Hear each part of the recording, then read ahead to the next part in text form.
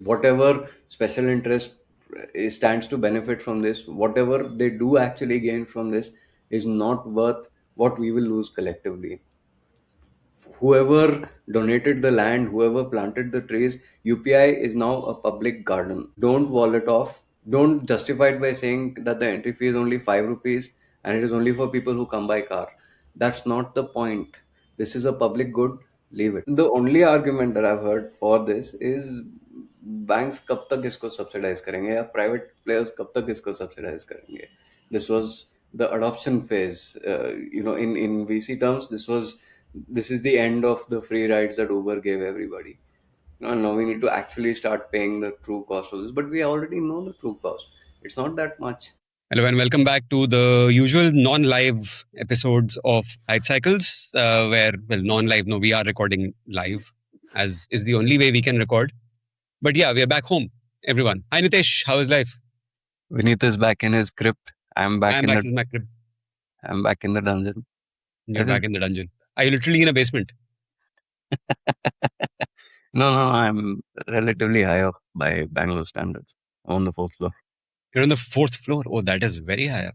Yeah, it's practically a skyscraper in Bangalore. So dungeon mat bolo, attic bolo, cellar bolo. Cellar has a nice Victorian England horror feel to it also. Dungeon nahi. Dungeon is basement and 3 levels down. No, I was talking about the general gloominess in my background and on my face. What's been going on? Lots has been going on the AI side, but this is not that episode. We could touch upon it if you want to do a quick run through of developments. We have time. Nahi. Which is code for neither of us is prepared for this episode, but yeah, we have time. It is more of the same, so I really don't want to. We have a clearer idea of what the OpenAI device will probably look like. More of the same is the right answer for that. It is donut shaped. It is a speaker. It is a camera. It will talk to you. It will listen to you.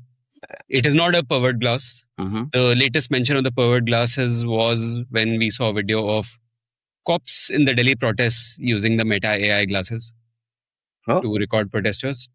I missed that. Very cool. They're very happy. No? Somebody got a very close-up photo of a cop, and you can see the camera in the side. These things are evil. They should not be legal, but they're being sold everywhere. Sorry, the only reason I brought up the OpenAI device was to make a quip, which is that Sam Altman wants everyone to know that 3 inches is quite enough. That's the purported size of the hockey puck sized shaped device, which will have some mechanical movement, which reminds me of the calculator which was there in 16th December with Gulshan Grover using it as a trigger. No, that's a very obscure reference. But I will. 16 December. Is that the follow-up to a Wednesday? That one? No. It predates a Wednesday by a good decade or two. You have no idea what I'm talking about, do you? The movie specifically, which had Milind Soman, if memory serves, and Gulshan Grover in. Okay. Oh, that was the code word. Yes. Sorry, it's all coming back to me slowly. Yeah. The thing I need to watch this again. Is the calculator / calendar, which was a little silver thing which had a mechanical spring-loaded opening action, which it looked like a laptop, but it was a cool thing. Okay, kids, in the 2000s, we did not have much to entertain us, and that was a very cool thing. And to see a device that I knew was a calculator try to be passed off on screen as the detonator for a very sophisticated bomb was hilarious. At least it's not the usual trope of yellow wire kato, red wire mat kato, black wire kato, bomb phat jayega. Right, it's a different trope. Yeah, I appreciate that. More creative, at least. But of course, the top of this hill is Rajkumar and the fuse detonator, but we are doing a defense episode later, so we will not do any spoilers. Oh, we'll start with with a reference to Rajkumar. And we can throw in an Ajit joke or two. कि liquid इसको जीने नहीं देगा और oxygen इसको मरने नहीं देगा. You can start with that. So yeah, uh, uh, like I said, really shallow topics this week, but important ones nonetheless. First up, just a quick update on Ola, which we had discussed nearly a year ago now, when they were like in the middle of all their troubles, and I think changing our podcast name has led to certain problems that we have stopped mentioning Bhavish anymore. yeah, What has happened to us, Nitesh? it's called mandate drift. We started with a particular mandate, and now we're slowly moving away from it, or broadening the scope of our horizons. But anyway, I'll try and keep us Hmm. rooted. Um, we shouldn't forget our heritage, Yes. And so at the time when we discussed Ola, I had said they should stop doing two wheelers entirely and focus on monetizing BESS, which is a battery energy and storage solutions. They have signed an MOU this week. That's all it is as of now, to to license or monetize their best capabilities for B2B applications. They've signed an MOU with another company, which was meant to indicate to markets that yes, we are finally going down that route. And for the two wheelers, they're moving from a D2C to a B2B model. So they're going to appoint dealers just like every other two wheeler manufacturer, except Ather does, Hmm. and Vida, I think. Those two are the exceptions. All the others, TVS has even their EVs are sold through the dealer network. Bajaj's EVs are also sold through the dealer network. I think it's just Vida, which Hero tried and hasn't been that successful. As I said, we'll have standalone, but even those might be dealer owned. I'm not sure. Ather definitely owns its own dealerships, although the pace at which they are growing and the fact that Hero is a big investor there, that might change in future. And just broadly, electric vehicles have had a spectacular month. So since all these registrations happen in real time, like we had discussed in that episode, so you can get like sales data really quickly. How many two wheelers, how many three wheelers, how many cars, trucks, buses were sold, because all the data is on Vahan, the portal, and it's all public. Ola has lost significant market share compared to last year, but they have increased deliveries compared to last month. So the positioning is that last month was when we bottomed out, when we finally uh, turned a corner, so to speak. And so these are the two big developments with Ola. They're going B2B for their two wheelers, which should resolve many of the issues. Of course, it will not resolve all of them. Even if you have a dealer, if he's not getting spares or he's not getting backup from the company, they're Yeah. still going to be selling to end consumers. Hmm. But there's going to be a dealer in the middle now, Fair. which they had sidestepped in the beginning to save costs, because that's the startup or the That's the Elon Musk model, right? कि is you do Elon it. Musk ने dealership अपने बनाए तो हम भी अपना बनाएगा. Yeah, famously, Hmm. Tesla broke the mold there because the dealership, as a lobbying entity, is really powerful in the US. So Tesla breaking that was actually amazing. यहाँ पे we do what is that called? Isomorphic something, where we see something cool that's working and we copy Hmm. it without the same underlying reasons existing. We I can't. will we will link to that episode right in this corner. I am on this side of the screen. I'm just playing it safe, pointing it. Yeah, I know both sides. यहाँ या यहाँ. Yeah, I Somewhere. always One play of both these. I sides. see a card. Uh, yeah. So on the two wheeler side, they're going the traditional conventional route now. Um, I still think this is the first step in possibly hiving off the two wheeler division, which I will still stand by. That is Hmm. the long term thing that Ola should do. This is a nasty business. It's not worth it, even for. मतलब in general focus करो unless you're a family run old world 100-year-old conglomerate. Mhm. Focus करो.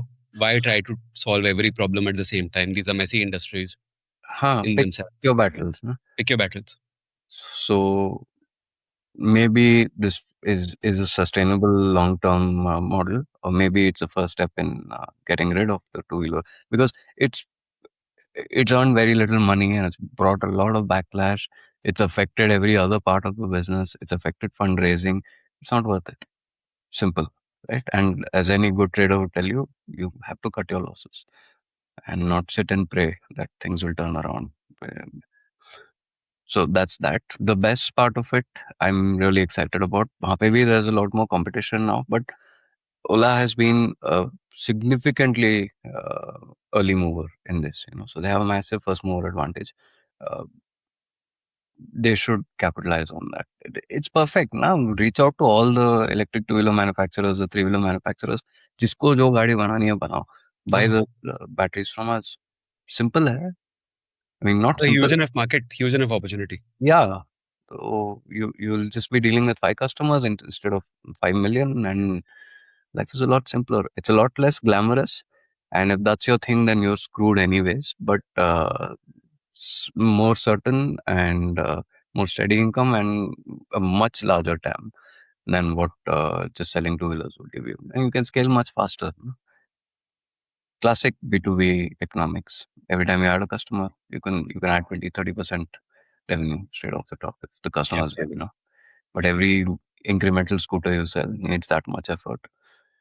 Not worth it, considering where Ola stands now, because they have the factory, they have the manufacturing jobs, and I don't know what this says.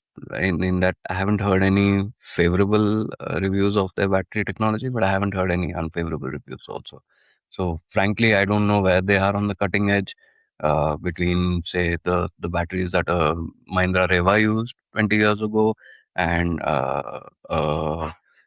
the blade batteries that are in the latest BYD cars. I don't know where on the spectrum Ola's battery technology lands, and that I'm not. Uh, well versed with how technology is moving in this, but just from a backseat driving consultant perspective, I think they should pivot hard into B2B and monetizing their battery technology, because they've they've been able to pack pretty high energy density into a small enough cell that they can make two wheelers with uh, claim 300-400 kilometer range. That's amazing. Everybody should have that. And if Ola is the one selling it to them, why not? So just my 2 cents on that. Not at all investing advice. I don't own any Ola shares. Not even buying advice. Yeah, not even like two-wheeler buying advice. Just these are things that are happening in the market. Uh, देखते हैं. We'll keep keep you posted on periodic updates of what's going on, and what latest hairstyle Bhavish is sporting these days. I'm kidding. I do not watch any of the videos. I just read the transcripts. This Uh, is not even hairstyling advice. but This is not advice at all. Period. yeah, I mean, if you want to emulate Bhavish, knock yourself out. You're Hairstyle. just then emulating Elon like one step removed. Yeah.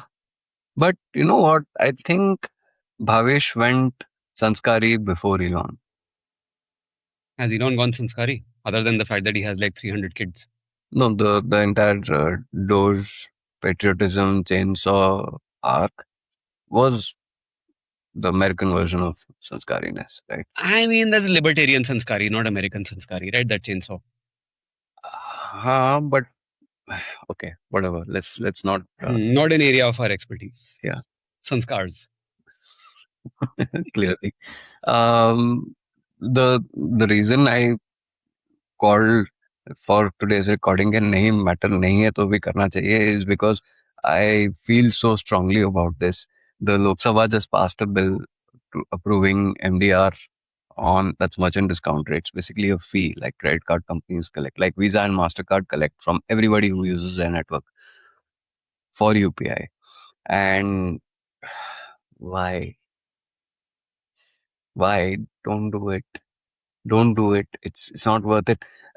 UPI has brought so much, contributed so much in so many ways, regardless of how it was born, regardless of how it was forced down people's throats, regardless of demonetization, regardless of COVID, whatever path we took to get here, we are here now. And in this moment, UPI is really important, not just for its convenience and that people use it so much, but because it has shown light on so many parts of the supply chain of the ecosystem that were completely hidden from the tax point of view. There was for the longest time there were two parallel supply chains in India.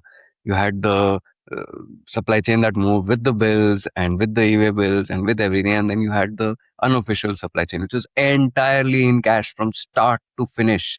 And of course, sometimes they intersected and sometimes they separated out again. But for the most part, there were two separate supply chains, two separate books of accounts kept by most people, and nothing could have changed that like UPI did because it was bottom up. People in the shop started paying for everything with something that had an audit trail. And therefore, the shopkeepers had to start declaring their turnover and paying GST and said, we are in the ecosystem. Why, why should we not get a GST bill from our wholesaler? Because we can offset the GST input on whatever output we are paying, right? And this was change that started at the grassroots and moved up because the wholesaler had to provide bills. He started asking the importer or the manufacturer for bills, and formalization happened without anybody forcing it down anybody's throat. The market chose formalization. If that costs a few thousand crores a year in taxpayer money, it is coming back to you 100-fold in the increased tax collection, in the record GST collections that are happening every month. Don't mess with it. That's all I have to say. Um, Another, Unfortunately, this is not much of a debate because I fully agree with you. yeah, I do wish we would have pushed back on this, but No, I can't because one is, if you look at, okay, it's an unfair, uneven playing field with credit cards. A, okay, sure, big deal. yeah, Right. B, credit card MDRs are 2% because they have been 2% forever. They yeah, don't need to be 2% or 1.5% or 2.5% or American Express is like 18% or whatever. Right. They don't need to be that. That MDR also, the breakup is only about 0.1% of that 2%, or well, 10 basis points, right? Whatever it is going to Visa slash MasterCard. The rest is going to the bank. And the bank is using it for their card programs, loyalty programs, whatever it is, right? yeah. There is hardly any expense involved there. It just is a function of something that has been there forever. So the second point is that should it be a percentage, should it be a flat fee? Why should it be a percentage? If I am sending if I'm doing a 1,000 rupees transaction through UPI Mm-hmm. versus I'm doing a 10 rupee transaction, the infrastructure cost is not changing. Yeah. But if it's a flat fee, then should it be 5 rupees, 50 rupees? The exactly the kind of people, shopkeepers you're mentioning, who are now being pulled into the formal ecosystem, you set a fee that is a flat fee that is too high, the whole system falls apart. Because these are the guys who are thriving on your 10 rupee, 20 rupee, 50 rupee transactions coming into the broader formal ecosystem, right? So, yeah, there is no reason why you should pick a side, a flat fee or and an MDR that is a percentage will end up, oh, you can say, oh, no, no, no, we will tell them to set it at 0.1, 0.2, 0.3%. That's not the point. Exactly. It is Yeah. not the point. I fully agree that if there is a cost to running this infrastructure that is being borne by NPCI or it is being subsidized by tax money, yeah, the payoff on the other side is much better. Massive, massive. Massive. And uh, the beauty of it is that this is not harming anybody. Like even the merchants who are being like the wholesalers and up in the supply chain who are being forced into the formal ecosystem, they are also benefiting from this. Yes, they're paying taxes that they would not have otherwise paid, but for the first time, their business is actually, genuinely, realistically valuable. in the Hmm. sense that a true valuation can be done of it, because the revenues are there. They can be verified by a VC or a private equity guy or a large company looking to buy a small brand to expand into a new geography or a new segment, whatever. They can actually look at the books and say, yeah, this is your actual sales. Hmm. That wasn't possible for 50 years. You had to either ask, okay, yeah, show me your other books of accounts and I'll take you on good faith, because you can't verify those numbers. Or you could only do the valuation based on the white part of the business, which was woefully low. No promoter is going to accept a valuation multiple on that, right? The multiples would not be high enough to compensate for the unseen part of the business. This is, for the first time, these businesses can actually be valued Hmm. genuine, authentically, and therefore it unlocks uh, organized financialization of parts of the economy that never would have seen it earlier. Never. Hospitals were notorious for accepting cash payments, under declaring revenues, notorious for it. And now most people pay by card or UPI, so the hospital has to declare the turnover. That has been happening for 10 years. That is why today private equity is able to acquire hospitals. Uh, That has its own problems, no doubt, but this would not have happened without UPI. You know? Yes.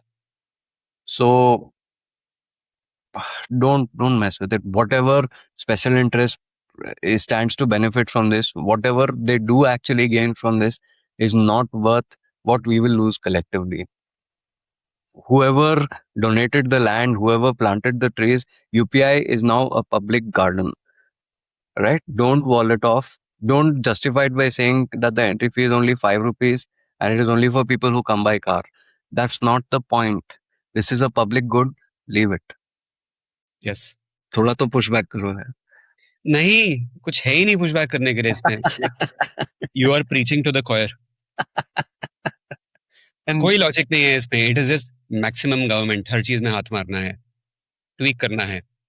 कोई reason नहीं है इसको tweak करने का.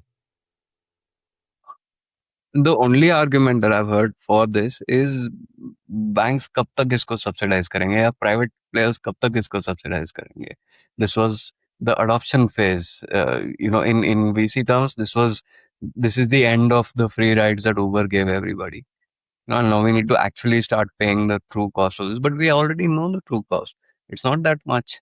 It's not that much. It can't be that much. Actually, what is the true cost? I've seen figures of about 2,000 crores a year. That's it. That is nothing.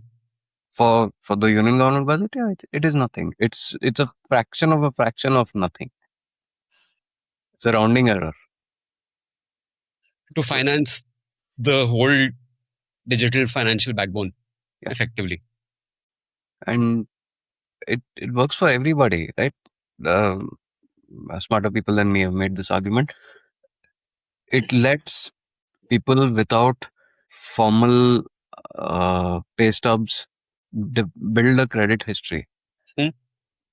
which unlocks non-predatory small loans for them, which unlocks formal credit to a completely unorganized part of the economy, because they could, an algorithm can analyze UPI flows of, let's say, a flower vendor and make a reasonable assumption, adjusting for seasonality, adjusting for weather, of that person's cash flows, their actual genuine cash flows, and assessing their credit worthiness, which was impossible without UPI. Impossible. Unless they deposited every single rupee that they got every day from their sales into the bank in the evening and paid their vendors out of that using checks or transfers order, which realistically is not going to happen. It was cash in, cash out earlier. Now it's UPI in, UPI out. This leaves a trail which unlocks credit score assignment informally. And also, you're introducing friction into something that took off because it was frictionless. Frictionless. Yeah. You're introducing doubt into people's minds they will start calculating, should I do it this way or that way? Should I start asking for cash? What is the overall impact on my business if I ask cash? Am I turning away too many people? Yeah. You're introducing friction needlessly. Like I said, demonetization and COVID both gave a huge flip to UPI. But having accepted those as canon events, कि वो तो होने ही वाले थे, UPI was accepted completely organically. Yep. It wasn't forced. किसी पे mandate नहीं था कि you have to pay this through UPI.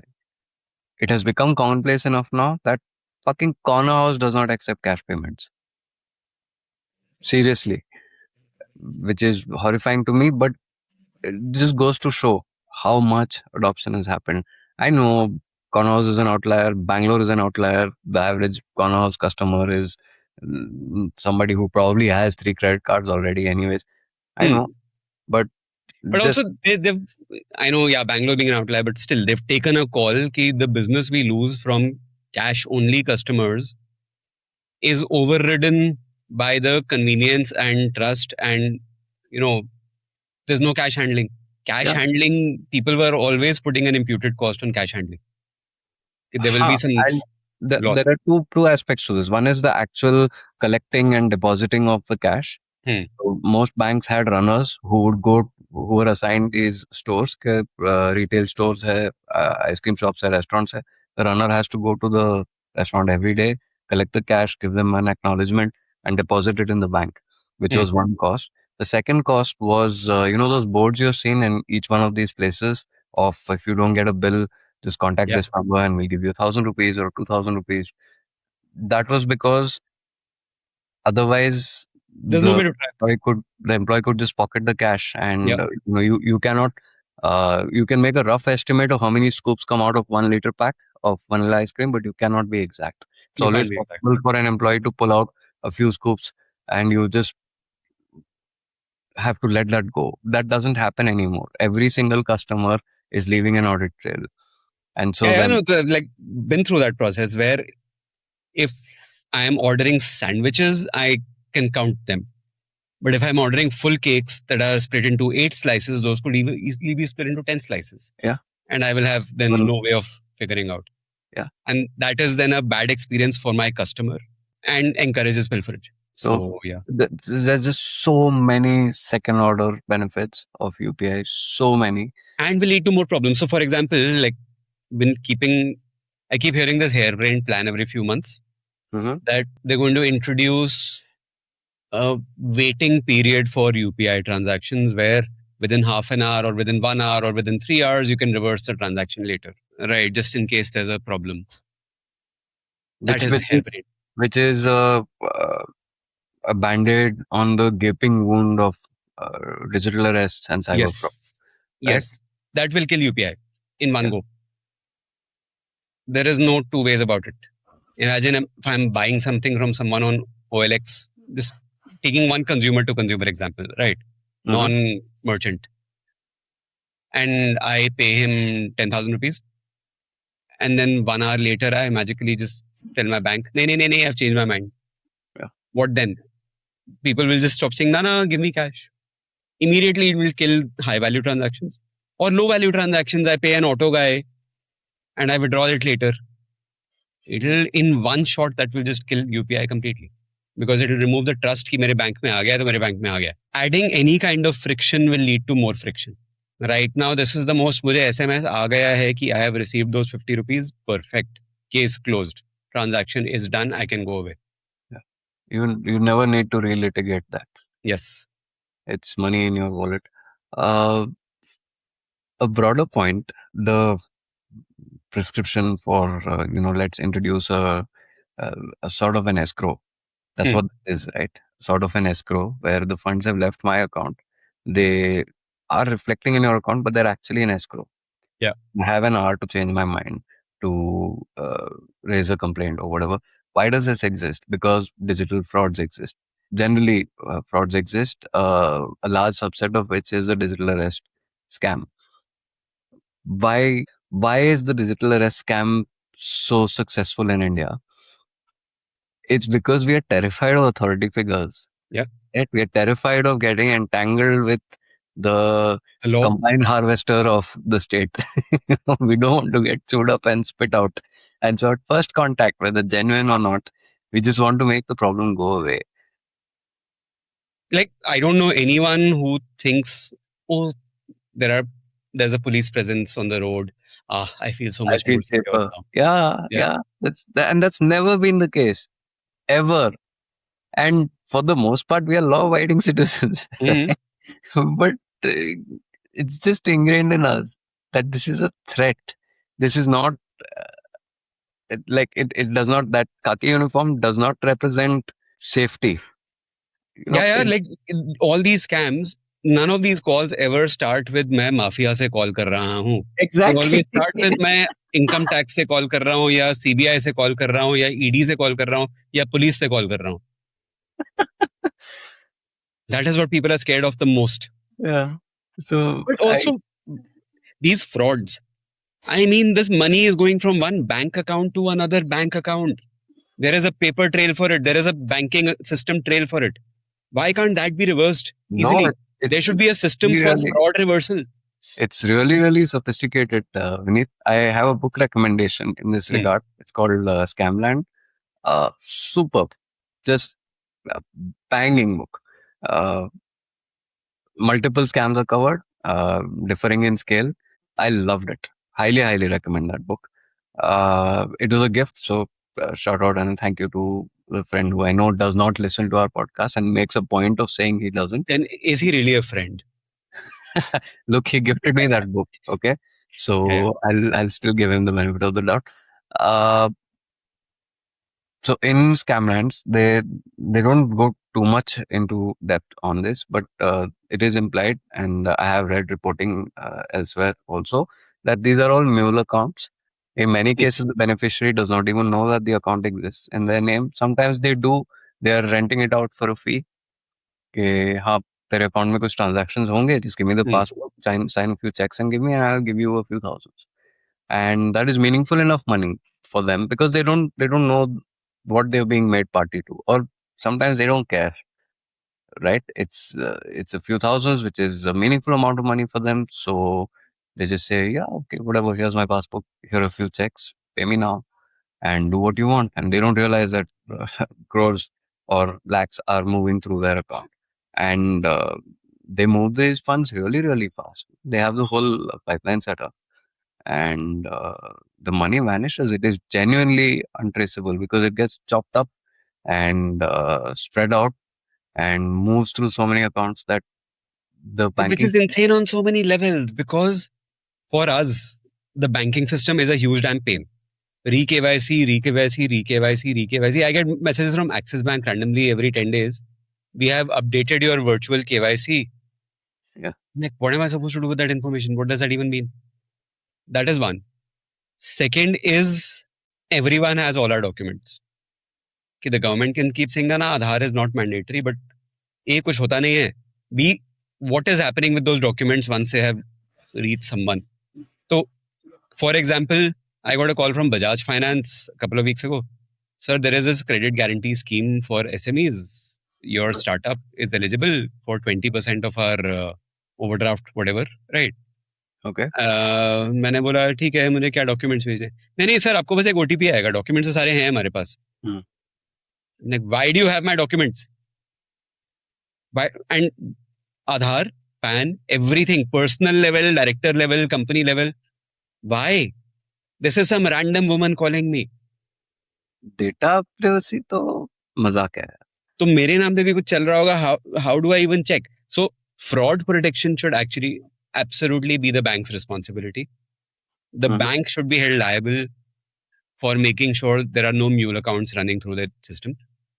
वो तो बस केवाईसी के नाम पे they are passing on the blame to you कि तुम एज अ कस्टमर तुम सावधान रहो सतर्क रहो Yeah. We will blame you if something happens. If someday one of these mule accounts is opened in my name and some 20,000 rupee passes through it, I will get Mhm. a call from the cops. You are liable now. Yeah. The bank is not. Uh, So, yeah. sorry to interrupt. I want to go back to UPI. Hmm. Another thing that I forgot to mention, essentially, UPI is a monopoly now, right? Hmm. It is like It is. the Visa network and the Mastercard network, which have what fraction of the penetration of UPI. And UPI is a gold standard. There are so many companies that have built entire products, and in fact, entire companies just on the UPI stack, right? If this is the way forward, can we are a business and we can't keep subsidizing losses. Would regulations be open for a competing payment network? Okay, UPI is charging 0.3%. Hmm. Theoretically, can I set up a network using the same open source tools that charges an MDR of 0.1% or 0.01%? Can I Startup do it? idea. Let's do it on the blockchain. Everyone in the audience, I am raising $28 million on $100 million pre-money. It's on the blockchain and it will have AI. Let's The, do it. my point is that UPI is a monopoly, and this is all that is, that they have firmly established a monopoly now, and they're doing the classic stage two funded company thing of let's actually charge what we always intended to charge now that Yeah, our yeah. It customers, is classic stage two of enshittification. yeah, now that our customers are hooked, Hmm? let's go to stage two. So even comparing it to the Visa and Mastercard networks is not fair, because those are like the Air India and Indigo scenario in India with Akas as an also ran. It's a duopoly, right? And Hmm. globally, Visa and Mastercard are a duopoly. But India mein, the model I'm thinking of, the mental model I'm thinking of is airports. Like once you have an airport, cute bante jao, cute fees lagate हाँ, jao, stacking it. This is what that is. Anybody who's defending this 0.3% पे नहीं रुकेगा ये, क्या और यार? के threshold पे नहीं रुकेगा ये. And you already have a benchmark figure that is 2%, which is what the credit cards charge. No, ये वहां credit पहुंच cards जाएगा. का नहीं. I think the benchmark will be debit cards, 0.7%. That is the upper limit. क्योंकि उसके बाद Visa and Mastercard become viable for banks. Right. So it will, they will form the cap, the ceiling of this, unless and until they also decide to move up to 1.2 or 1.3 for Mhm. debit cards. I think 0.7 ka MDR will be the ceiling for now. But definitely 0.3 will not be the ceiling for UPI. I'm not trying to be contrarian or political or anything. Uh, Incentive यही है system का. Yeah, There's, yeah. it's it, And it's also, going to, like, the you government is cannot. officially saying, nahi, nahi, this fee will be charged to the merchant and not to the customer. अरे यार, मतलब that is the whole tariff वाला argument all over again. Everything is eventually charged to the customer. हाँ, finally बाहर तो customer ही उठाएगा ना. हाँ, Where else will the money come from? Any additional friction that a company, uh, who do you think pays for all the extra regulatory overhead of the MCA and the TDS filings and all that? yeah. You are not charging it from your customers. No, let's say, is there a line item in your invoice?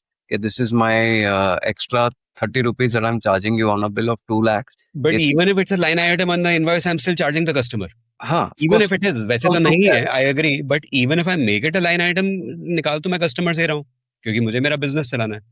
so that's what I was saying. You Hmm. might not be putting it as a line item there. कि ये 30 रुपए मैं extra ले रहा हूँ क्योंकि I have to spend 20 hours a year on the MCA website. तो Hmm. ये 30 रुपए उसके extra है आपके इस वाले invoice में. You're not going to spell it out like that, but it is built into the cost. Yeah. And it is going to be built into the cost of whoever is bearing this extra 0.3% at whatever scale. Ultimately, it will percolate and find its way to the end customer. Finally, it is the customer who will pay. And if they refuse to pay, or if this opens the door for any kind of tax evasion, then that will happen. Not, this isn't even like a moral judgment. Anywhere, any tax loophole that is open will get filled. It is like voids can't exist in nature. Hmm. Tax loopholes can't exist in nature without being exploited, at least by some people. So why go down this path And for small so tickets, may long? it is immediately going to lead back to shopkeepers telling customers कि cash दे दो. Yeah, They might still accept UPI, right? They might probably not have a choice to reject cash like corner house, right?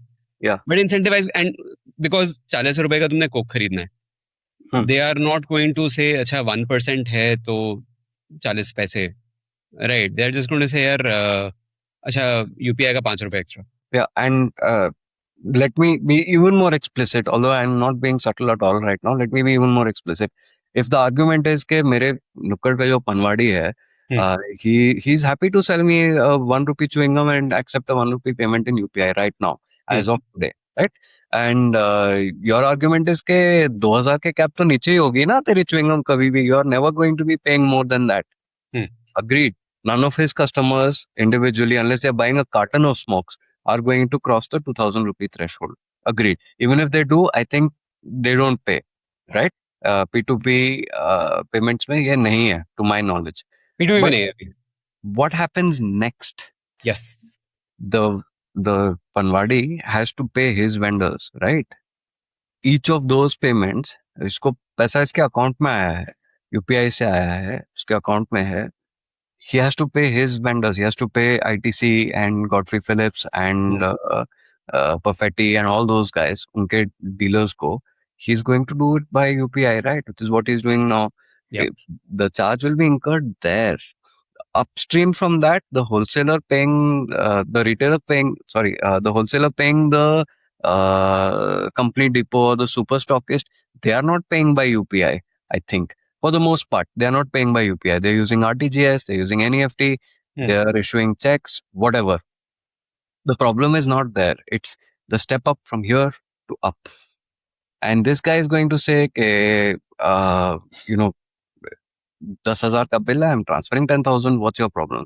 The wholesaler is going to say, no, you're transferring 10,000, but I'm only getting 99,700. So you transfer 10,305 rupees or 310 rupees. So that I am made whole. I'm not bearing this cost. You bear it if you want. I'm not bearing it. That's the problem. Upstream from that, there's no issue. But multiply this 30 rupees by, it's not 300, it's 30 rupees. Multiply this 30 rupees by crores of transactions and you have a problem. An unnecessary problem, which will cause all kinds of unsavory behavior for no reason. I wish I had a counterpoint because I'm just like exactly this whole episode. I feel like I'm under Mushaira and all you're doing is saying Irshad, Irshad, Irshad. Yeah. Yeah, Okay, that's it. that's it. I'm feeling a lot lighter now, having got that off my system and on the record. Mat karo, mat karo. Exactly. Yeah, I think let's break there. Irshad. Yeah. So the AI thing, just in like 30 seconds, there's a new Quen model out. There's a new, there's the new DeepSeek. I haven't tried the API version, but I've tried the chat version. Mm-hmm. Is insanely fast. I have not used faster AI. It is well organized. It is just instant with everything, which is what over the last few months I've been missing with Claude, right? It has gotten much slower. Yeah. It feels much slower and asks me like 20 questions. Okay, do you want to use this model at high mode or medium mode or thinking or reasoning or regular or instant? Right. So some 30 options, mix and match. This is just, it answers things absolutely instantly. DeepSeek has said it is now going to raise prices soon. That is a new one. And it has said expect a large jump on the API version. The chat is free. Yeah, lots of activity happening. They are getting massively and very quickly commoditized, AI models. We are reaching the stage where people are going to start, see, because DeepSeek increasing pricing is also relative. On the coding benchmarks, people are doing the same stuff as Claude to the same benchmark level at about a 35th of the pricing right now. Oof. Yeah. So maybe it'll go up to a 20th of the price. That is So still, even if they triple prices, it will still be a tenth of the cost. yeah, Oof. which is still massively commoditized. So this industry is absolutely heading towards the commoditization that we've been talking about for a couple of years. Especially in the Jaidev episode, we went deep into this. Another card time. So yeah, both.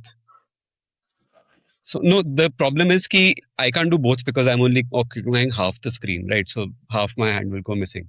So either you do the other hand. You already put more thought into this, and it's See, we think about a podcast, right? This is all. This is where our research brain actually goes. yeah, not in preparing for the episodes, not in reading up. So exactly, it is getting to that level of commoditization. It is showing up now, and American companies are also now, without really saying it, though a lot are saying it. Everyone's using the Chinese models now, and that threat from the US government to like that protectionism threat that we will ban the Chinese models, not Mhm. going to happen now. There is absolutely no chance, and nobody wants it to happen except Anthropic. Mm, yeah, you can't say. All it to take is one rogue incident. Uh, we had the The PR rogue incidents that the American firms are now bragging about, for now, but almost like that a the prom tide date. the tide could turn to yes, we've had a couple of incidents, but the Chinese models are way worse. You don't want to trust those guys. You know, the classic fear mongering from 100 years ago of don't trust the Japs, not don't trust the Chinese. Yeah.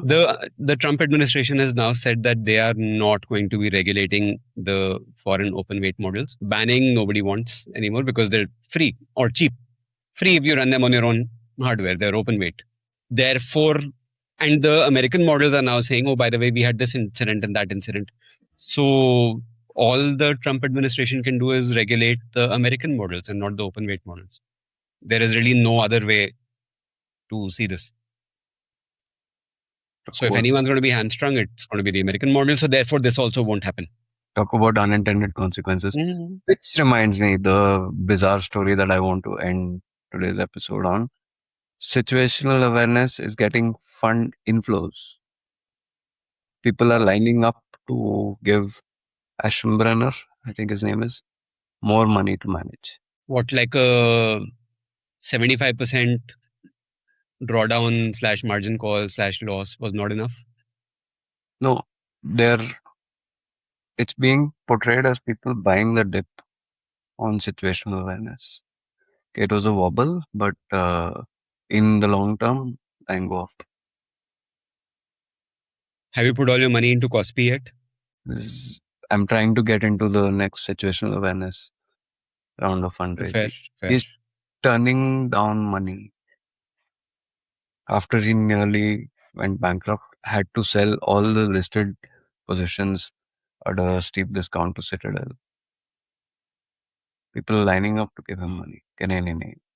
He's learned his lesson. अब ध्यान समझ रख. नहीं आता मुझे क्यों, like what, why? This is a guy who has lost a lot of money. That's all you know about him. And you are lining up to give him more money because he might have, like, kya, what is the thinking there?